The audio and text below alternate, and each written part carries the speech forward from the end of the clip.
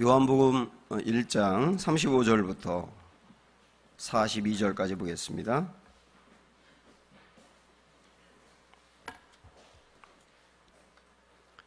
요한복음 1장 35절부터 42절 말씀.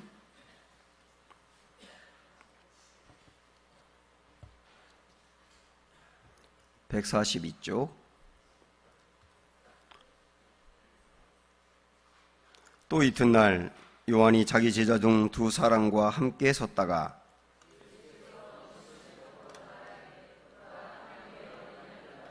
두 제자가 그의 말을 듣고 예수를 따르거늘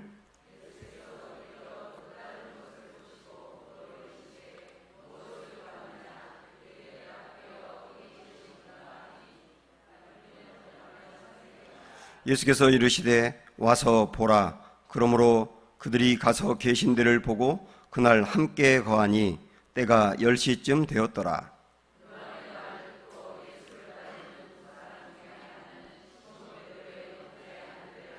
그가 먼저 자기의 형제 시몬을 찾아 말하되 우리가 메시아를 만났다 하고, 메시아는 번역하면 그리스도라.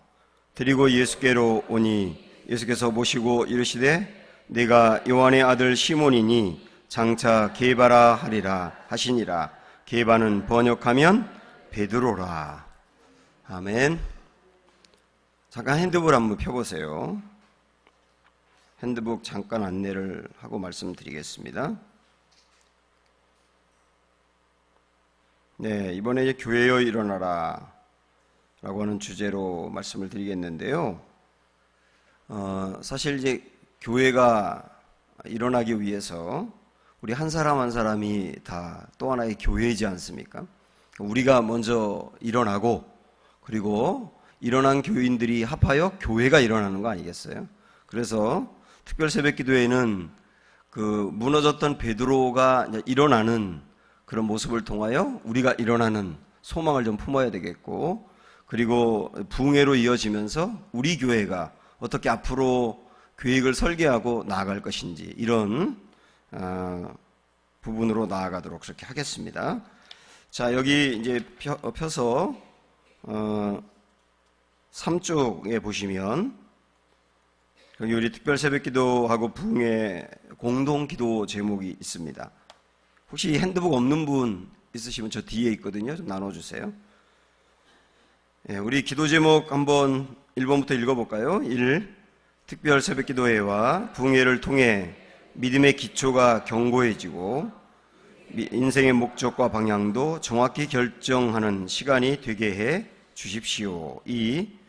우리의 다음 세대가 부흥의 세대가 되며 사춘기 전에 예수님을 만나고 세상의 문화를 변화시키는 이 시대의 사사가 되게 해 주십시오. 3.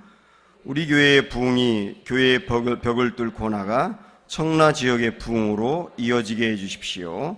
4. 성경에 위배되는 동성애, 이단, 이슬람으로부터 우리를 지켜주시고 바른 분별력을 가지게 해 주십시오. 그 밑에 보면 개인의 기도 제목 이렇게 나와 있는데 그 옆에 있는 공간은 여러분이 쓰셔야 됩니다. 거기 아주 구체적으로 이번 기간 동안 소망하며 기도하는 제목을 거기에 지금 채워오시지 않은 분들은 채워오시길 바라고요. 그 다음에 넘겨보면 특별 새벽 기도의 부흥의 지침 이렇게 나와 있는데, 여기는 제가 이 시간에 다 읽지 않겠습니다. 이건 한번 여러분이 집중해서 꼭 읽어보시고요. 간단하게 말씀을 드리면, 특별 새벽 기도회는 사실 이 특별한 기간이기 때문에 그때 임하는 하나님의 은혜가 있어요. 여러분이 그렇게 소망하며 참여하시기 바라고, 출석 관리 이제 저 뒤에 보면 스티커가 붙일 수 있는 출석표가 있는데 여러분이 거기에다가 출석표 체크를 해 가시면서 한번 개근에 도전해 보시길 바랍니다. 토요일 날은 특별 새벽 기도회가 없고 금요 기도회 여러분도 참여하시면 되겠고요. 기도 제목 반드시 이제 응답될 걸 소망하면서 우리 교회 공동 기도 제목, 여러분 개인의 기도 제목 적어서 매 시간마다 그렇게 기도하시기 바라고, 헌금을 드리시는 분들은 저 뒤에 헌금 봉투가 있는데 반드시 기도의 제목을 구체적으로 적어서 드리시기 바라고, 보면 하얀 봉투 이게 있거든요. 이 하얀 봉투 여기다 드리시고, 여러분이 개인적으로 기도하는 제목을 같이 이쪽에 적어주시면 제가 강단에서 꼭 기도하도록 하겠습니다. 그리고 아무래도 새벽 기도를 안 하시는 분들이 이제 특별 새벽 기도 참여를 하시다 보면 이게 조금 시간이 지나면서 몸이 힘들어지거든요. 그래서 최대한 조금 일찍 주무시고, 그래서 우리 몸이 지치지 않도록 그렇게 관리를 하시는 것도 필요하겠습니다. 강단 기도 부분인데, 안수 기도를 제가 매일매일 여러분에게 드리겠고요. 해드리겠고요. 좀 참고해서 말씀을 드리면, 그동안에 이제 특별 새벽 기도회 할 때도 교회차가 너무 일찍 출발하다 보니까 기도할 시간이 없었는데, 운전하시는 분하고 조정을 해서, 차가 6시 5분에 이제 다 탑승하고 떠나는 거로 했기 때문에, 그동안에 한 50분에 떠났잖아요. 그러니까 한 15분 정도 더 여유가 있으니까 기도를 더 많이 하시고 나가시고, 시간 이제 여러분이 타지 않으면 차가 안 떠나니까 걱정하지 마시고, 너무 일찍 서둘러서 일어나게 되면 다른 분들도 기도하다가 함께 이 기도가 끝나는 분위기가 되어버리니까 같이 잘 끝까지 가시면 좋겠고요. 안수 기도는 좀 일찍 가셔야 될 분들 차량 또 탑승해야 되고 일찍 가셔야 될 분들은 이쪽에 주로 계시면 제가 이쪽부터 안수를 해드리고 그 다음에 이어서 이쪽으로 넘어오도록 그렇게 하겠습니다. 참고하시기 바라고요. 온 가족이 가능한 다 참석하면 또 그만큼 또 가정에 은혜가 임할 것입니다. 주제 찬양은 교회여 일어나라 맨 뒤에 있는데 여러분이 수시로 좀 부르셔서 이 가사를 통해서도 은혜를 누리시면 좋겠습니다. 이어서 우리가 이제 17일부터 19일까지 이제 부흥회가 이어지게 되는데, 이 부흥회에 대해서는 다음에 다시 한번 말씀드리겠고요. 이번 기간에도 봉사하시는 분들이 많이 있습니다. 찬양단도 봉사를 많이 하시게 되고, 그리고 특성하시는 분들, 그리고 차량 운행은 이번에 또 교회 차량은 우리 청장연회하고 남성교회가 서로 나누어서 좀 하기로 했습니다. 그리고 장명인 권사님하고 또 홍영숙 권사님 중심으로 아침 식사도 또 준비해 주실 텐데, 먼저 수고하실 여러분에게 진심으로 감사드리고, 우리 수고하실 분들을 위해서 우리 다 같이 한번 박수 한번 할까요? 네, 감사합니다.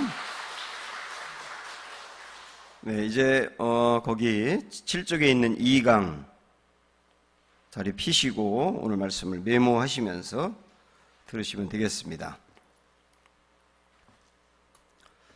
네, 보통 어떤 사람, 훌륭한 사람의 전기를 보면 그 사람이 이제 어릴 적 태어나기 전부터의 일들을 주로 이렇게 기록을 합니다. 그 사람이 태어나기 전에 그 집의 배경이 어떠했는지 이런 것도 이야기하고, 보통 다 가난하다고 그렇게 하죠. 그리고 태어났는데 탁월한 사람이었다 그런 걸 기록하지 않습니까? 그래서 5살 때부터 집안 걱정을 했다든지 7살에 곰을 때려잡았다든지 이러면서 그 사람이 얼마나 어릴 적부터 훌륭했는지를 최대한 부각을 합니다. 그리고 그 사람이 가졌던 허물에 대해서는 언급하지 않고 아주 훌륭한 면만을 이야기하는 게 일반적으로 이 세상 사람들이 쓰는 전기가 아니겠습니까? 그런데 이 성경을 보면 어떤 사람에 대해서 이야기할 때 그 사람의 탁월한 면을 부각하지 않아요. 오히려 그 사람이 얼마나 허물이 많은지 그걸 적나라하게 이야기를 합니다. 그래서 어떤 내용을 보면 이런 내용은 좀 성경에 들어가지 않는 게 좋겠다, 읽는 것도 너무 민망하다, 그런 내용들이 굉장히 많이 나옵니다. 그 이유는 뭐냐면 성경은 한 사람의 훌륭한 부분을 부각하는 데 목적이 있는 게 아니고 허물이 많고 문제가 많은 사람을 다듬어서 놀랍게 쓰시는 하나님의 위대하심을 찬양하는 데 목적이 있기 때문에 그래요. 그런 맥락으로 이제 베드로를 우리가 볼 수가 있는데, 이 베드로는 어릴 적에 대한 이야기, 태어난 이야기에 대해서 언급이 전혀 없어요. 전혀 없고, 우리가 오늘 읽은 말씀을 보면 이 요한복음 1장에 있는 이 말씀이 시간적으로 베드로에 대한 스토리의 가장 앞에 나오는 부분이라고 볼 수가 있습니다. 마태, 마가, 누가, 요한, 사도행전까지 베드로에 대한 이야기가 쭉 나오는데 제일 먼저 시간적으로 앞에 나오는 게 이 오늘 본문의 말씀이거든요. 이 말씀을 대략 정리하면 세례 요한이 여러 제자들이 있었어요. 근데 그 중에서도 몇 사람에게 예수님을 소개하면서 예수님의 제자가 될 것을 종용을 합니다.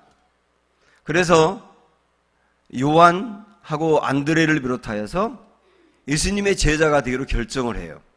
그들이 예수님을 만나고 난 다음에 예수님이 그리스도다라고 하는 것을 확신하게 되고 그 중에서 안드레가 자기의 형인 베드로를 예수님께 소개하는 장면이 오늘 본문에 나와 있습니다. 그래서 이 베드로의 이야기를 보면 그가 예수님을 만나는 것부터 성경의 이야기가 시작이 된단 말이죠. 저는 이 말씀을 가만히 생각을 하면서 하나님의 관심을 깨닫게 됐어요. 하나님은 우리의 인생에서 말이죠. 우리의 인생에서 우리가 예수님을 만난 것부터 진정한 우리의 인생이 시작된다고 보시는 거예요. 그리고 예수님을 만나기 전에 과거의 나의 이력에 대해서는 우리 주님은 관심이 없습니다.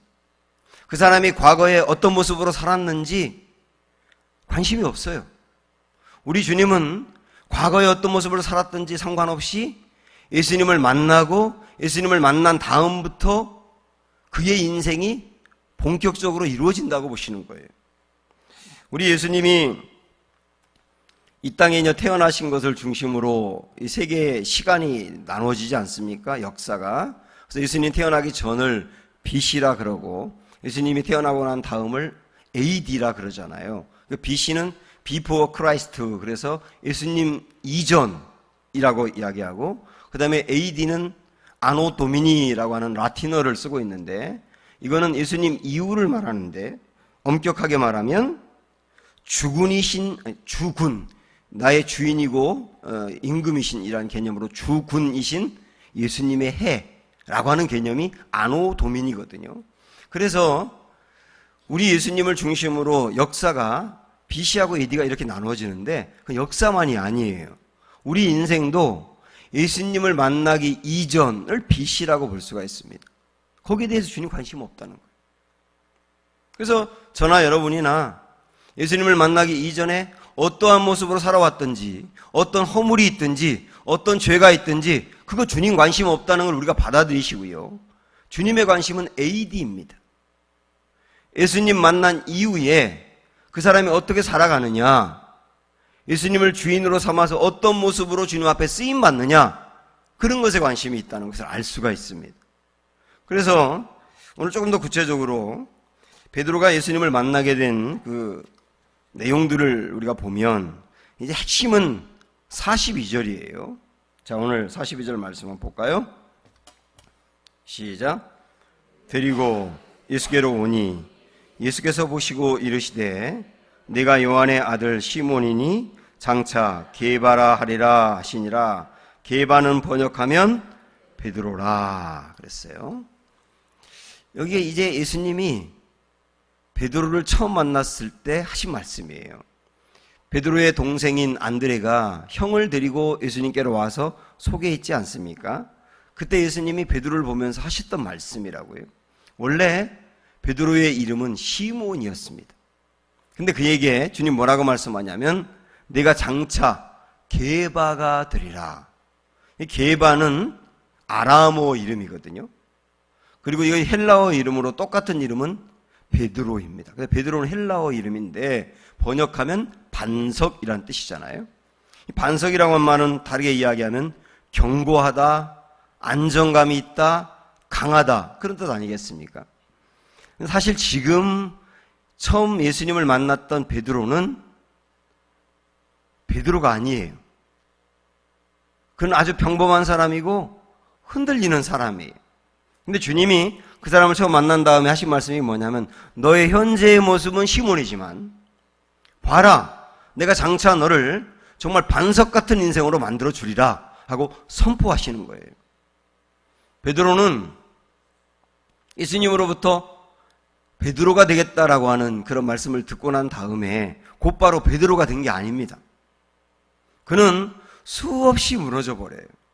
좌충우돌 넘어져 버립니다.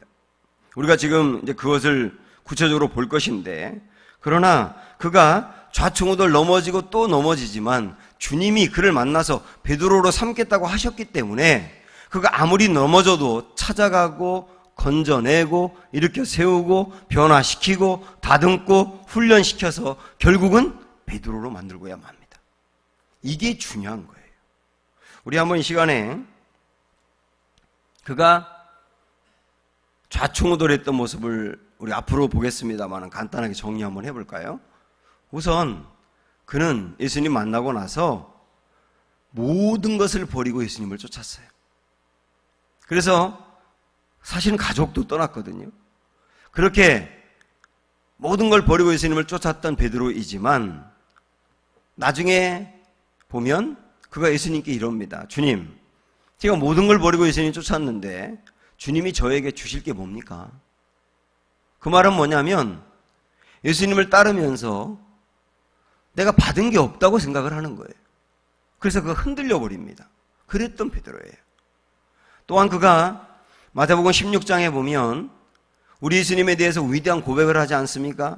예수님이 너희는 나를 누구라 하느냐라고 물으셨을 때 주는 그리스도시요 살아계신 하나님의 아들이십니다 라고 고백을 하지 않습니까? 위대한 고백을 하고 난 다음에, 그러나 그 다음에 예수님의 뜻을 헤아리지 못하고 나중에 예수님으로부터 무슨 말을 듣느냐면 사단아 물러가라 이런 말을 들어요. 물론 베드로가 사단은 아니었지만 베드로를 통하여 사단이 역사하는데 베드로가 그걸 알지 못하고 그냥 자신을 내주고 버리고 만 거예요.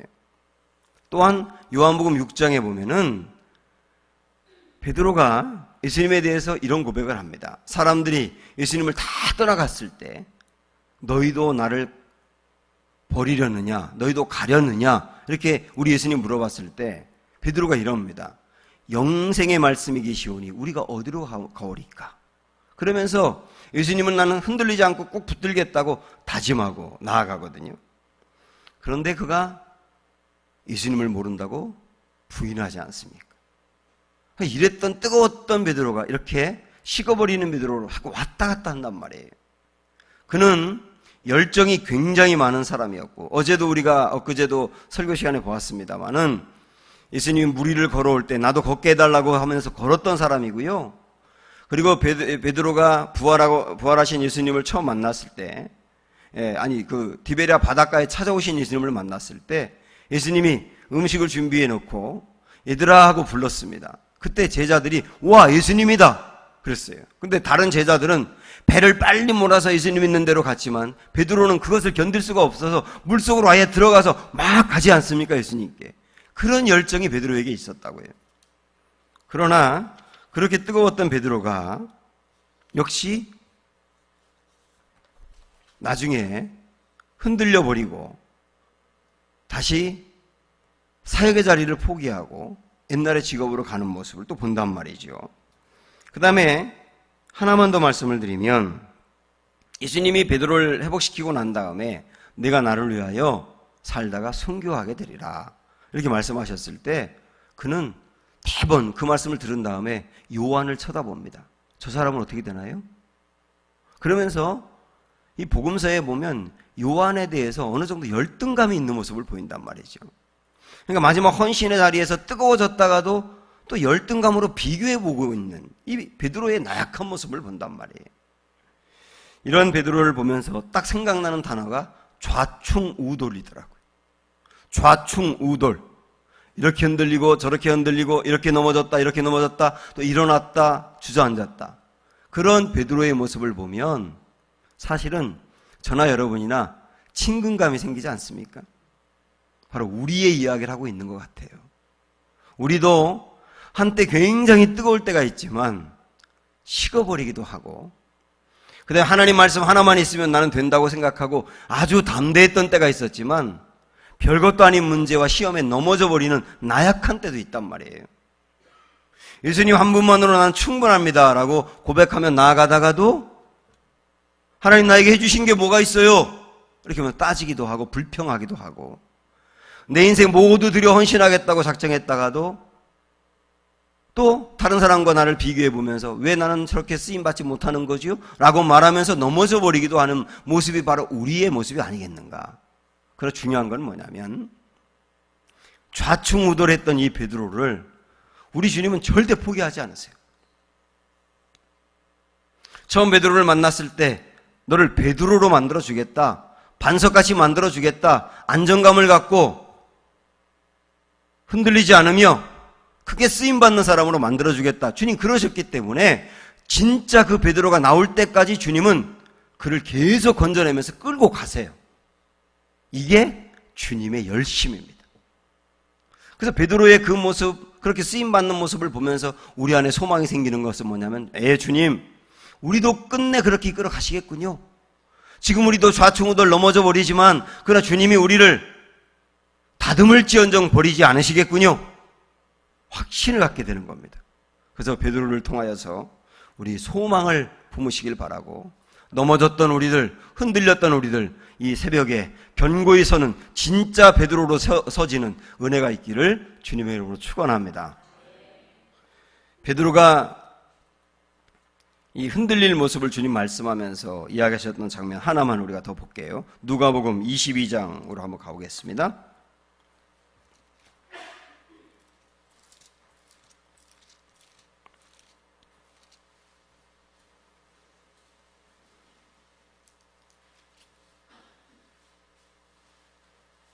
(31절) 보세요. 누가복음 22장 31절 시작. 시몬아 시몬아 보라 사단이 너희를 밀가부르듯 하려고 요구하였으나, 이렇게 주님이 말씀하세요. 베드로 한 사람에게 국한한다면, 베드로야 사단이 너를 밀가부르듯 하려고 흔들 것이란 얘기입니다. 이게 뭘 얘기할까요? 뭘 얘기할까요? 사단이 베드로를 시험하여서 예수님 버리게 할 것이라, 그런 얘기예요. 그 다음에 우리 예수님 그걸 아셨다는 얘기죠.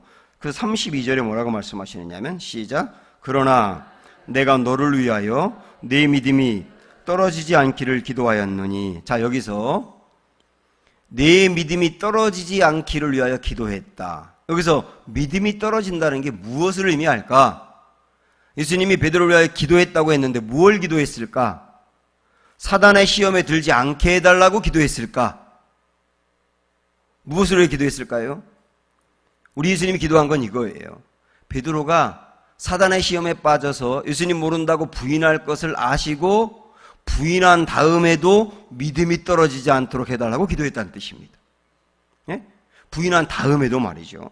그래서 그 다음 나오는 말씀을 보면 기도하였노니 다음에 너는 돌이킨 후에 내 형제를 굳게 하라. 돌이킨 후에라고 하는 것은 예수님 모른다고 부인하겠지만 다시 일어서서